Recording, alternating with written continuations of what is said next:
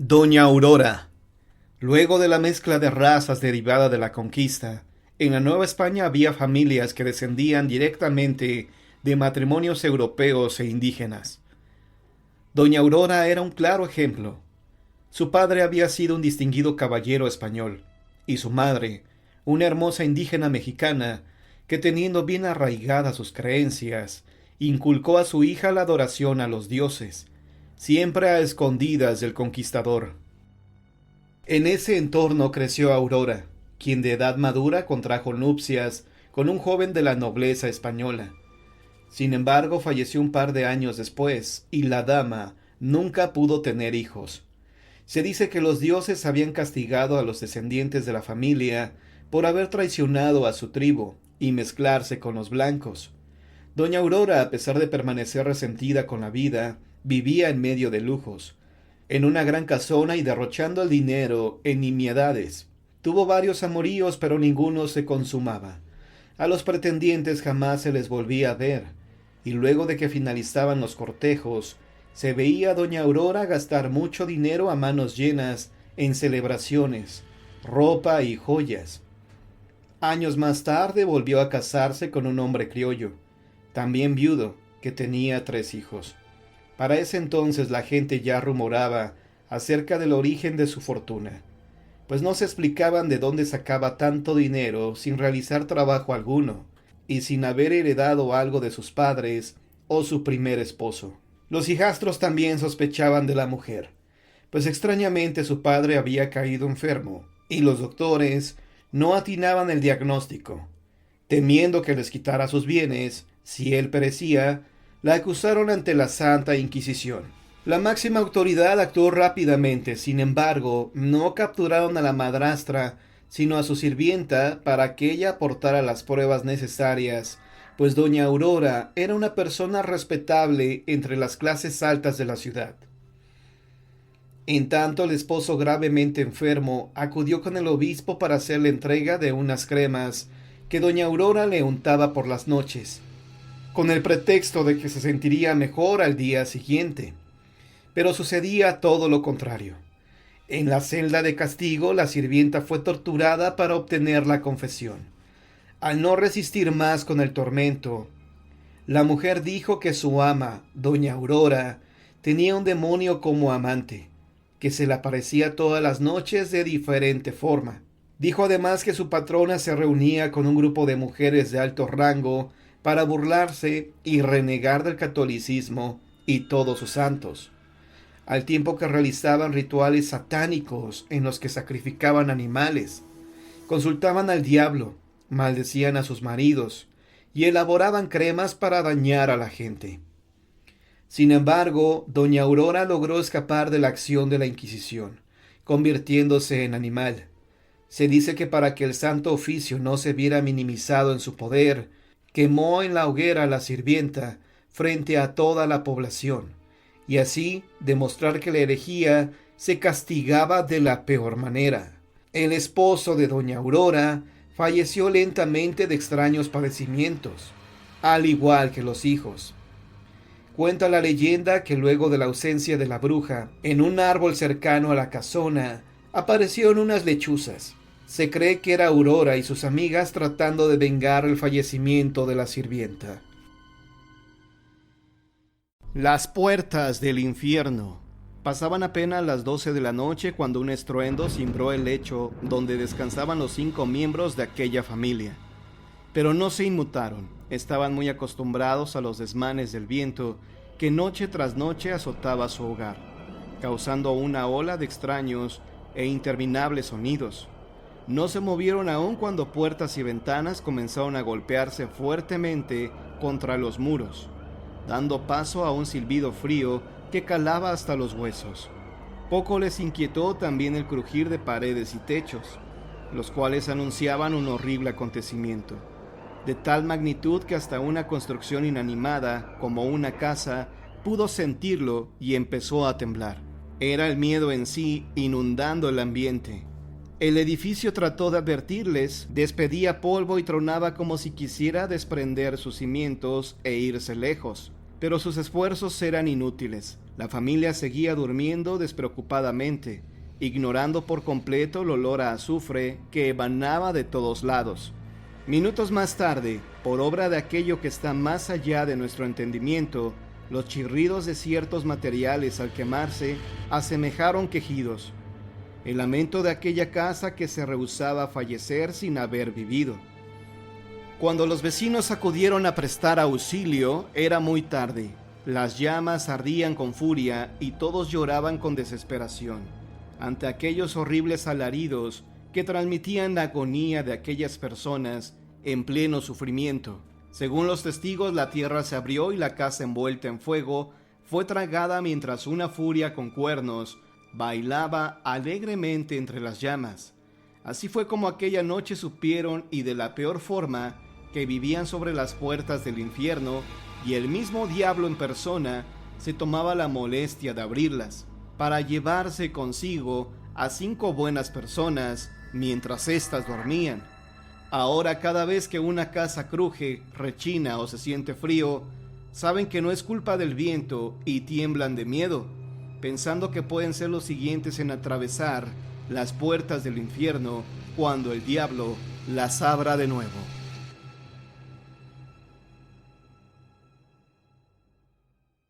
Don Felipe y su pacto con el chamuco. En Los Naranjos, como en muchos pueblos de Veracruz, hay más cantinas que escuelas. Ahí comenzó a circular el rumor de que un sujeto con traje de charro se estaba apareciendo en distintos lugares. Su atuendo era blanco con bordados de oro y llevaba un amplio sombrero. Una de esas apariciones ocurrió en la cantina de don Raúl Neri. Ahí un señor tomaba cerveza, cuando de pronto llegó dicho personaje y después de saludarlo, le pidió que le invitara una copa.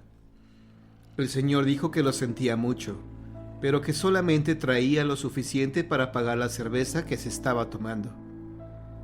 El otro le dijo que no era cierto, que sí traía dinero. No, señor, no traigo.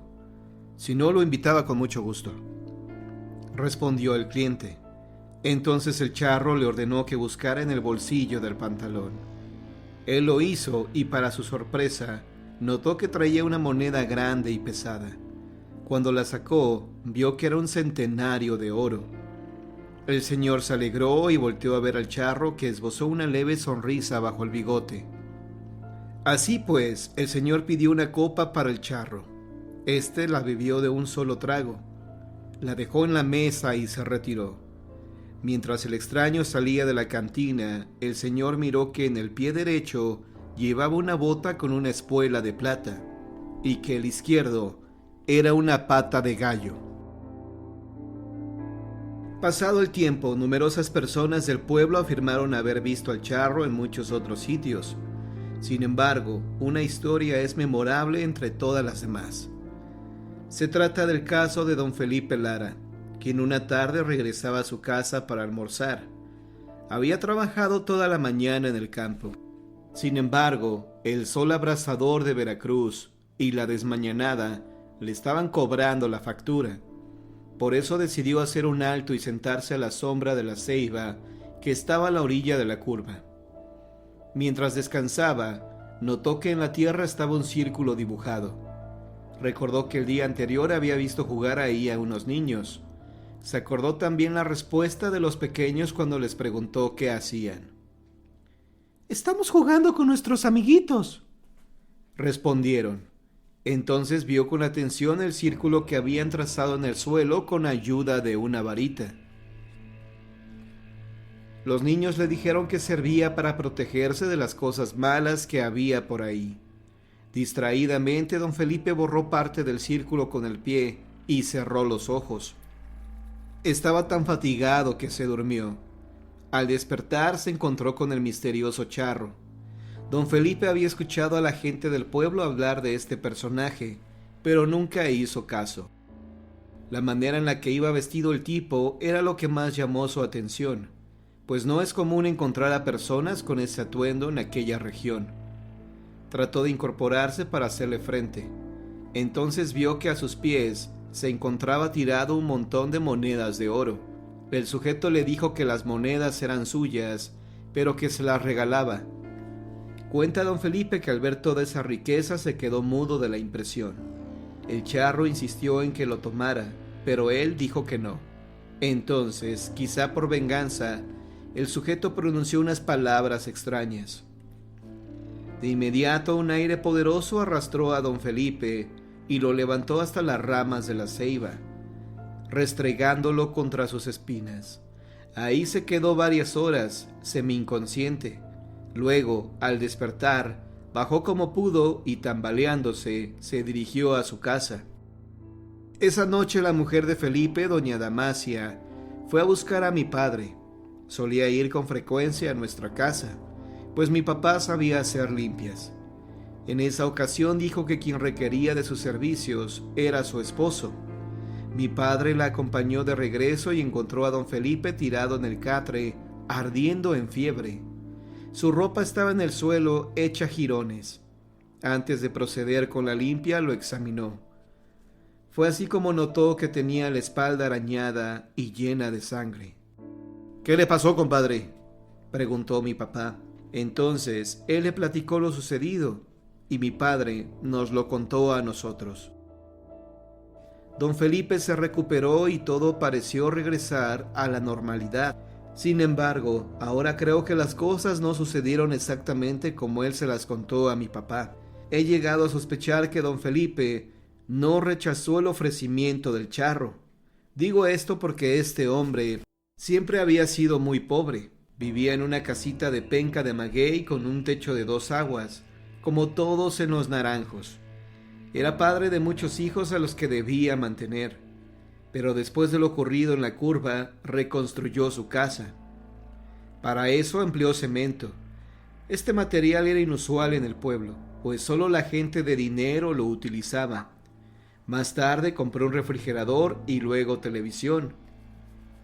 Dicen que cuando doña Damasia necesitaba ir al centro de compras, don Felipe entraba a su cuarto y después de unos minutos salía y le daba dinero. Hasta la fecha, la casa de don Felipe es una de las más bonitas de Los Naranjos. Años después, durante la visita que le hice a mis padres, me encontré a don Felipe en las calles del pueblo. No lo había visto desde mi adolescencia. Quise saludarlo, pero me contuve al advertir que no me reconocía. En sus ojos advertí tristeza y miedo. Quizá estaba consciente de que no le quedaba mucho tiempo de vida y que se acercaba el momento de pagar, con algo más que dinero, la deuda que había contraído con aquel extraño hombre. Solo se pagaba con su alma.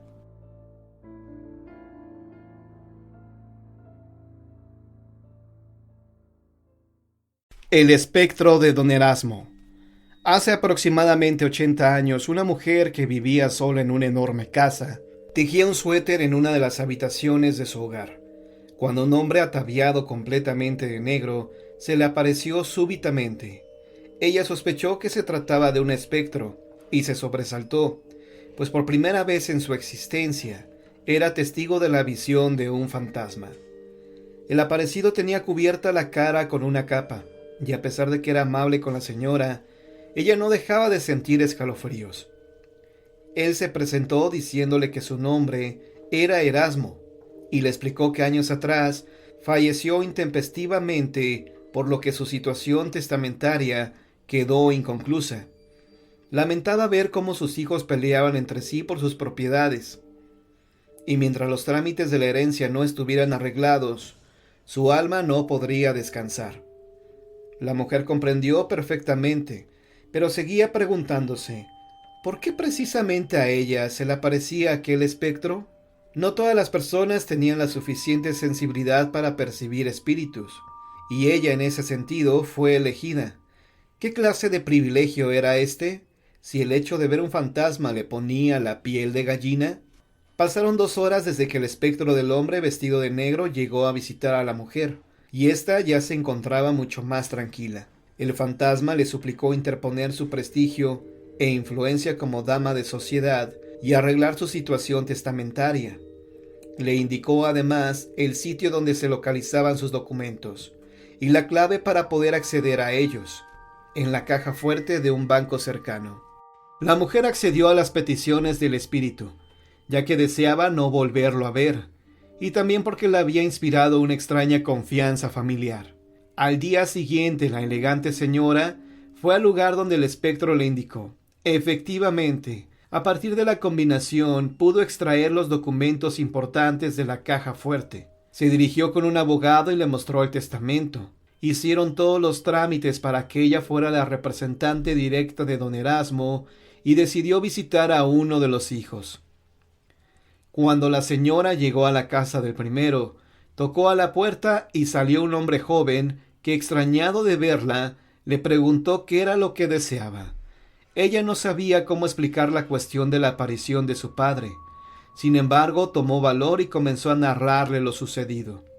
El chico pensó que la señora estaba loca y se burlaba del honor de la familia y de la desgracia de su padre.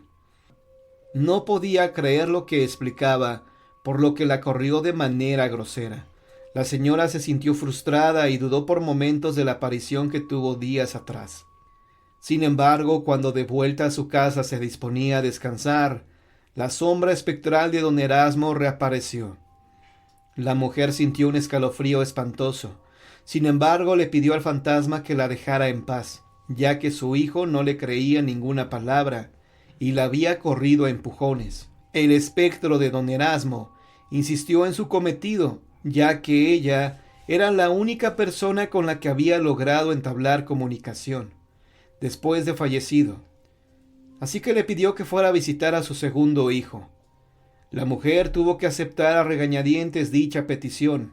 Quería terminar de una vez por todas con aquellas apariciones que le crispaban los nervios. De esta manera llegó a la casa del segundo hijo, quien, advertido previamente por su hermano, se negó rotundamente a recibir a la mujer. Sin embargo, ella insistió tanto que el muchacho, cansado de oírla tocar el timbre, abrió la puerta y escuchó a la molesta señora. Ella narró con detenimiento todo lo sucedido con el espíritu de su padre. Mostró de paso los documentos hallados en la caja fuerte. El joven se mostraba cada vez más comprensivo, o al menos eso es lo que aparentaba. Le pidió volver al día siguiente para juntos convencer al hermano mayor de lo que decía. Un día después la señora llegó puntualmente a casa del hijo menor de don Erasmo. Tocó a la puerta y un hombre vestido de blanco le abrió amablemente.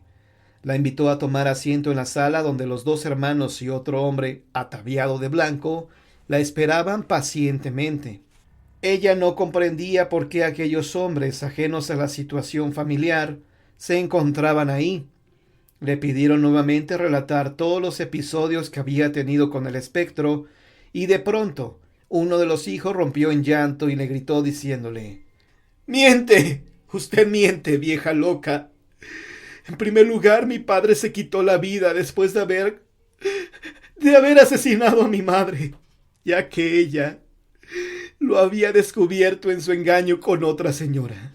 Y esa señora es usted». En ese momento la mujer, que efectivamente tuvo amoríos con don Erasmo años atrás, recordó de un golpe todo lo que hasta ese momento su mente había borrado por completo. Cayó en la cuenta de que si don Erasmo se había presentado cubierto de rostro, era porque se había dado un balazo en la cabeza. Afligida y visiblemente perturbada, no se resistió cuando los hombres vestidos de blanco la tomaron por los brazos para llevarla a internar al psiquiátrico de la ciudad. La gente que la conoció cuenta que desgraciadamente esta mujer falleció en el manicomio después de varios años. Según ella, todos los días la visitaba el espectro de su examante, por lo que, horrorizada, gritaba por horas hasta que el cansancio la hacía dormir, o hasta que le inyectaban algún sedante.